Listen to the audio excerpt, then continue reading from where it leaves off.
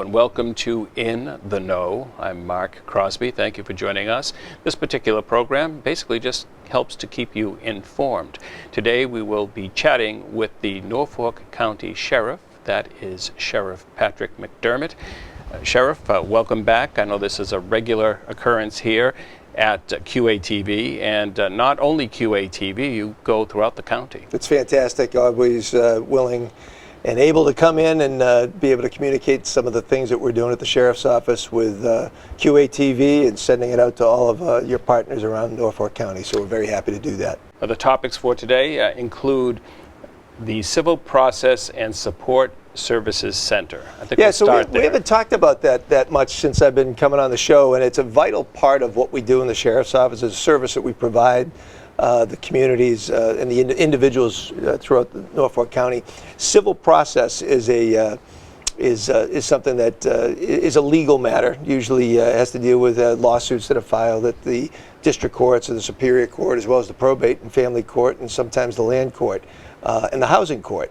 As judgments get put out and executions on certain things get put out, or summonses get issued, the Norfolk County Sheriff's Office and our deputy sheriffs are there to help service process. So it's a legal technicality that has to go on any civil matter. For instance, my prior role as Register of Probate for Norfolk County, every time a divorce was filed or a guardianship petition, a change in name, a lot of these things require a summons to be issued, which is a summons basically just a notice to any particular party that's interested in the case. And it needs an independent third party to serve those parties on the matter. So the Sheriff's Office and the Civil Process Office in particular helps effectuate those services. And so we have literally hundreds of summonses that come in on any given month, judgments of execution on certain matters. In particular, some of the things that are starting to come into fruition now post-pandemic. Not the more pleasant things in life, but evictions and foreclosures. Now, we in the Sheriff's Office and me, just something that I want to make sure happens. Even though somebody's going through an eviction or a foreclosure, we want to make sure that they have all the tools that they need in order to either avoid the final foreclosure or an eviction in a process, or help them get through it. Oftentimes you see these cases where the Sheriff's Office shows up and they're evicting somebody, a family sometimes. We don't want to have that actually happen. We want to help residents get through sometimes a crisis. So we do evictions, we do foreclosures, they do happen. We've done a lot of commercial asset forfeitures as well. But it's a vital service that needs to keep business operating in Norfolk County, needs to keep the legal process flowing for the courts as well as for the residents who are involved with the court system. But it's something that we invest heavily in. We've got several professionals that effectuate service. They're highly trained individuals. People can do process serving fairly easily, but these are highly trained individuals that, especially on the more sensitive matters, especially when we deal with family law, evictions, housing issues, you want to make sure that we are properly trained, or our folks are. I know they're properly trained for de-escalation tactics, negotiation issues, to get people in the right place to accept those services. Well, I know that Quincy Community Action often gets involved as well. Correct. And I would assume that folks in your office work with them to help, to assist folks. Yeah, and we want to make sure too, that we've come up with a process that, oftentimes when we finally get the execution with us, an attorney shows up or an individual, sometimes a landlord will come in. It's a little too late by that matter. We still want to work and help those individuals who are in the process. But we're trying to get a little bit more proactive and get our folks involved earlier on in the process. And so, we also have our friends, like you say, community action programs that are our nonprofit partners. Oftentimes, whether it's rental assistance that people need, or certainly we also do gas shutoffs.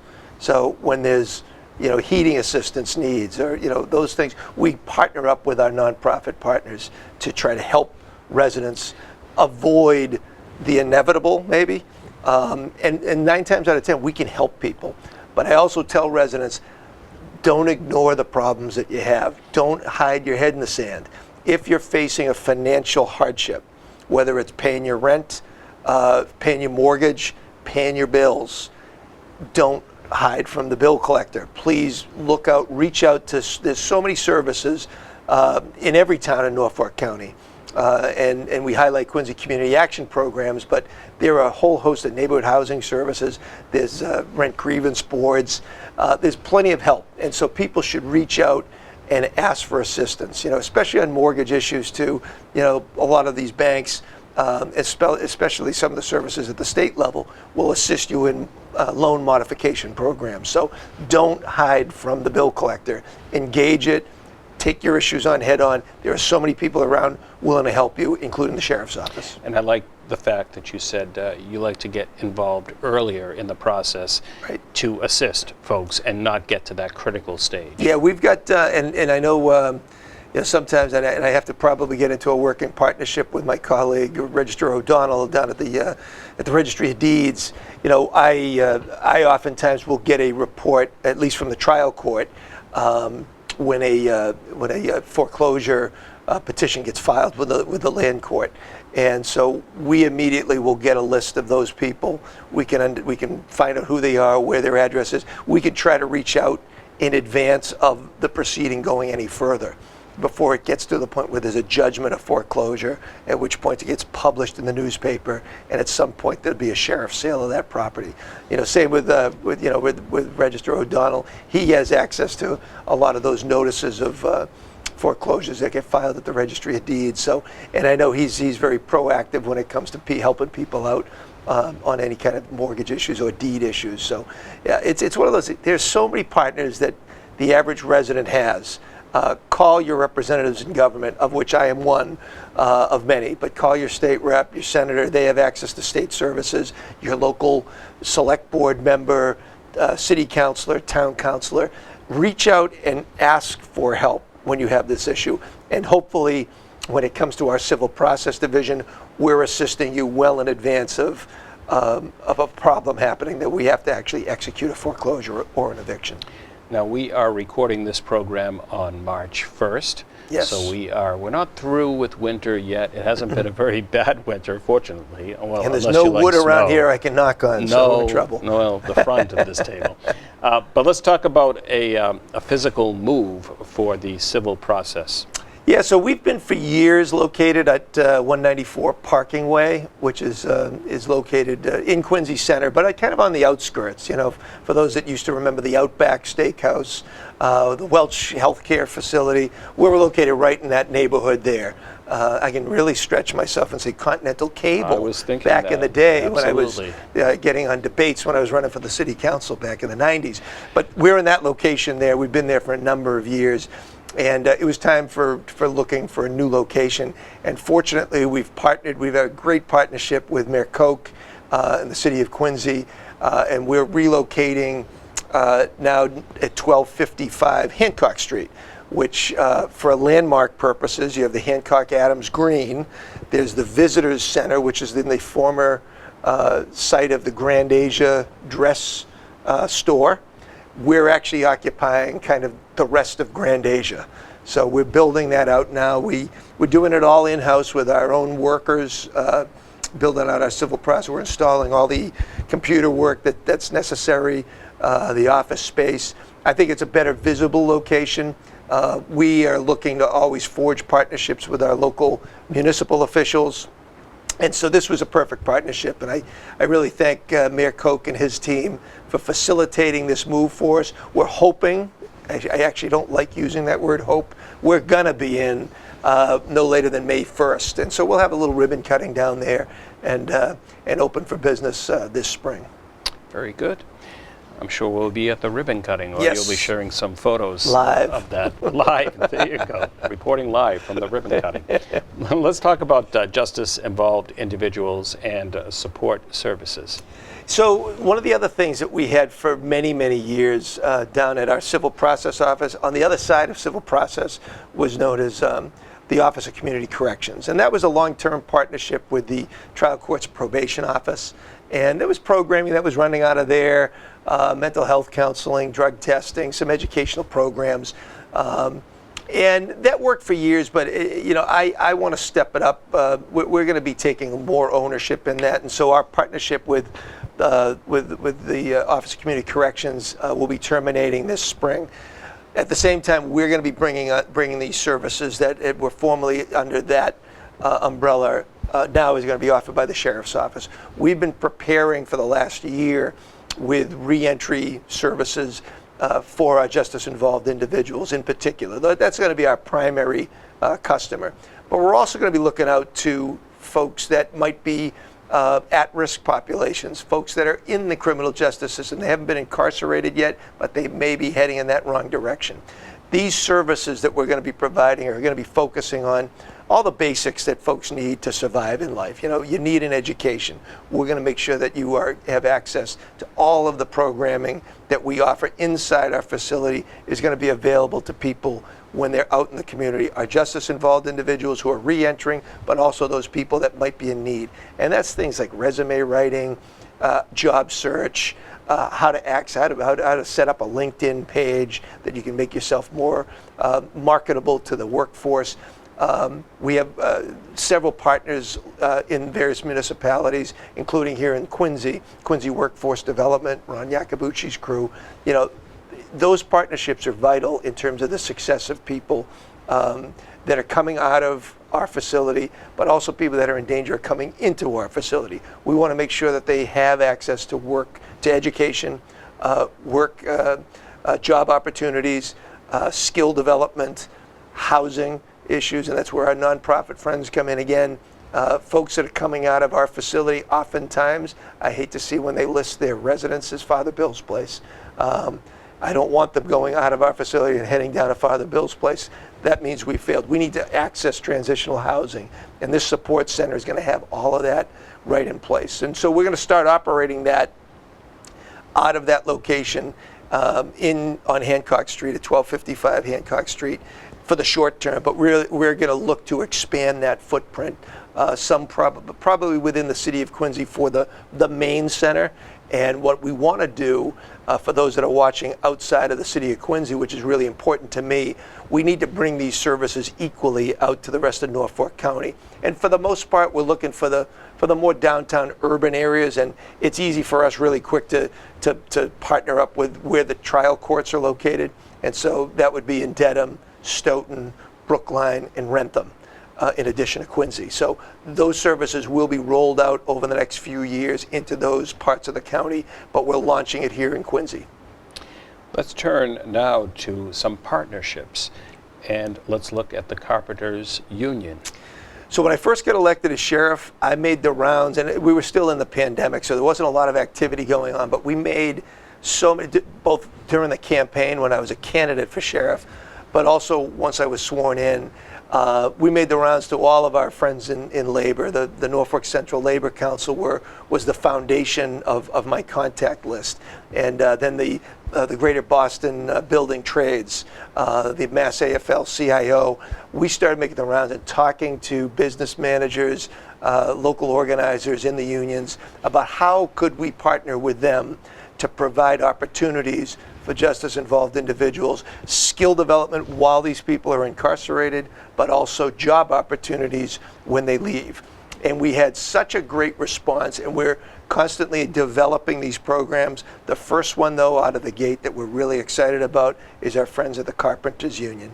And when people enter our facility, we immediately look to find ways that we can connect them with a skill set and job opportunities. And the Carpenters Union have come on board with us now. We're going to be signing some memorandums of understanding with them. They have a great pre-apprenticeship program that's a brand new curriculum that they're developing now that's going to prepare their students to apply for a 4-year apprenticeship program with the union when they re-enter the community. We're going to do some prep work while the folks are in our care and custody, and then when they leave, they're not only going to have a source of financial income with having a guaranteed job, but they'll have a vision for the future that basically will keep working forwards for them. And one of the pillars that we put in our mission statement is hope. And when we introduce this program to an individual who has fallen by the wayside, has gone into criminal activity, has been convicted probably multiple times, and has been incarcerated, you're pretty much at the lowest point in your life, and hope is not a four-letter word that you use in that all often. You need We encouragement. need to instill in the encouragement so that they have an idea or a vision for something that can be. And that's what hope is all about.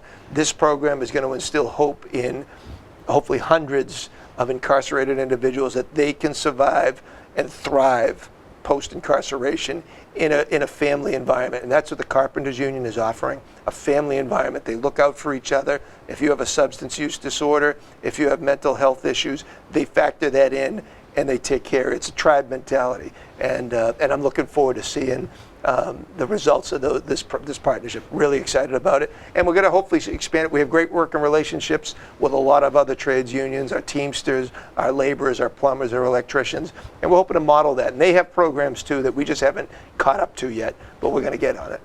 Let's discuss, if we could, Massasoit Community College and that partnership. So partnerships with our community colleges are vital for our individuals that are incarcerated and for certainly our community at large. Massasoit has a fantastic program which focuses on OSHA 10 curriculum, which is basically a construction certificate that we can get people in. It's another great opportunity to give people an educational opportunity to earn a certificate get an OSHA 10 certificate that allows them to work in the construction industry. Massasoit's been great. We had this program in the past. Unfortunately, it went by the wayside. Once again, the COVID pandemic. We've reignited that, and that's going to be put into fruition very soon. I think we're either in the process now or by the end of March, we're going to have that going. So, very happy with that. Let's look at public safety and the commitment that the Sheriff's Office has to public safety. Yeah, the commitment that I ran as a candidate for sheriff on a platform of being the chief public safety officer for the community. Some people call the sheriff a law enforcement officer. I look at more. We have our police departments that do the day-to-day law enforcement. I see it as a public safety office that cares for both individuals that have committed crimes and coming into my care and custody, but also making sure that I'm delivering services to the public that create an environment where everybody in the community feels safe. You can't, as I often say, our phrase is, you can't have public safety without being out in the public. And so we make sure that we're consistently out in the public with our officers, with our public safety days that we have throughout the summer, our consistent coffees with the sheriff, where it engages residents to bring their ideas, our engagement with our Council on Aging. We are relaunching, or not relaunching, we're launching now, formalizing our Public Safety Alliance this month. We have a meeting at the end of March, which will incorporate our chiefs of police, our fire chiefs, our health inspectors, our veteran service agents, any local housing authorities, and that Public Safety Alliance kind of hits all of those benchmarks of housing, workforce development, public safety, neighborhood safety, and those are the things that we want to bring to the public on a day-to-day basis. How about self-defense training? Talk about that and how that is provided. Yeah, I think I mentioned this on maybe our last show or one of our previous shows, that we were developing this program with the Vanessa Marcotte Foundation. And I got to give the Marcotte family so much credit that have taken a very tragic, sad moment in their lives when young Vanessa was out for a casual jog and was sadly abducted and murdered by an assailant. And from that, they have birthed the Vanessa Marcotte Foundation, which focuses on self-defense techniques for women, just like Vanessa. And so we've partnered with the foundation, and we are now ready to launch our first self-defense class. Sold out instantly on March 7th. It's kind of our soft launch, and this is going to be a long-term initiative.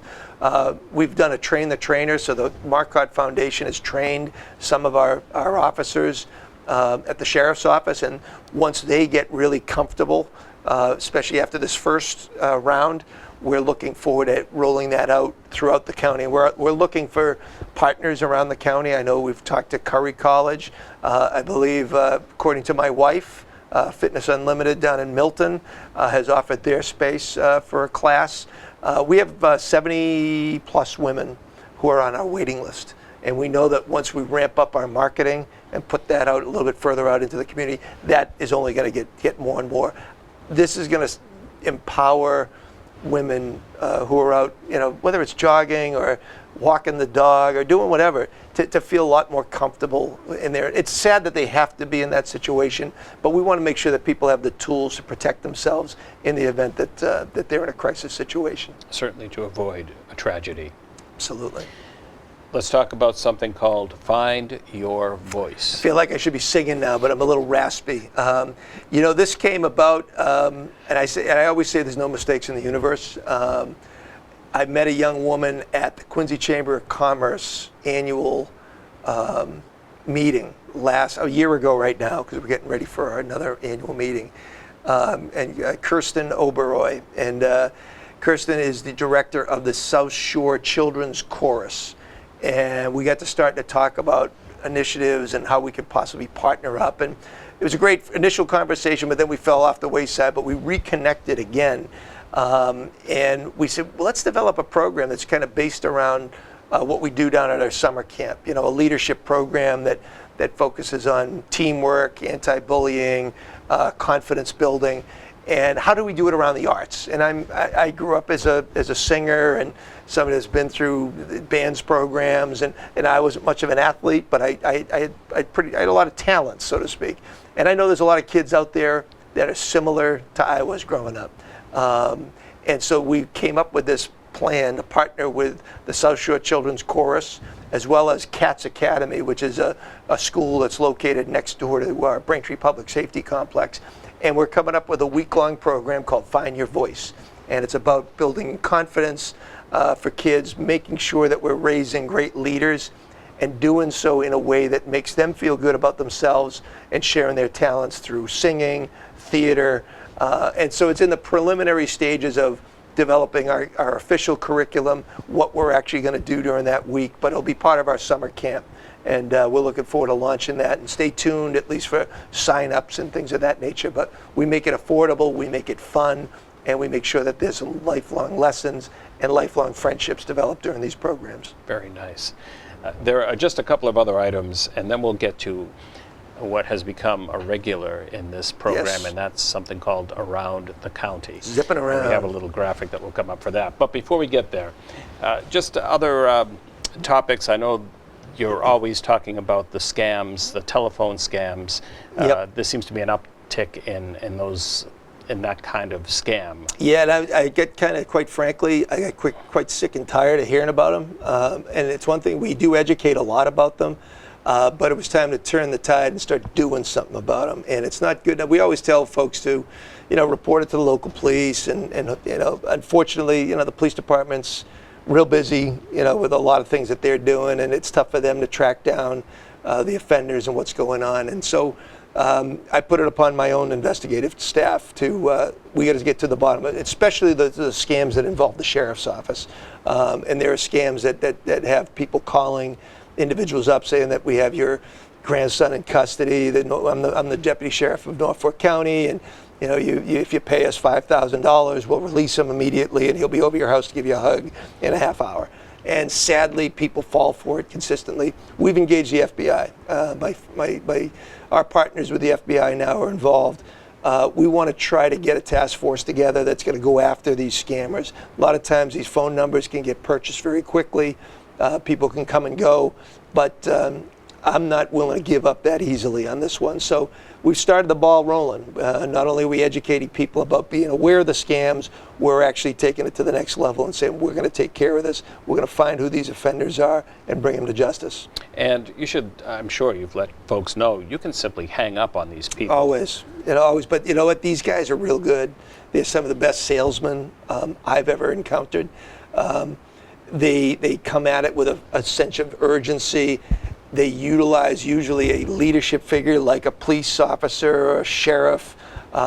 Sometimes it's somebody from the court system or the IRS. And you hear those things and you immediately go, okay, I should pay attention to this in the event it's real. Once they get you to pay attention to that little iota, next thing you know, the sales pitch comes in, and it seems so real that some people feel scared. But yeah, hang up immediately. If you want to play with them a little bit to get some more information from them, try it, but it's very difficult. Do not give your account numbers. Do not give any identifying information about yourself, more so than they already have. And we should mention that your local police will take your call. They will. So you can always hang up and call the local police. Always call the local police just to report it. The police department does a great job of tracking these complaints. It just gets very difficult to actually investigate and go after them all. So I think that's where I'm hopefully going to propose a task force that focuses on these, because if we can start getting one or two of them, the message will get out that we're after you. That's good.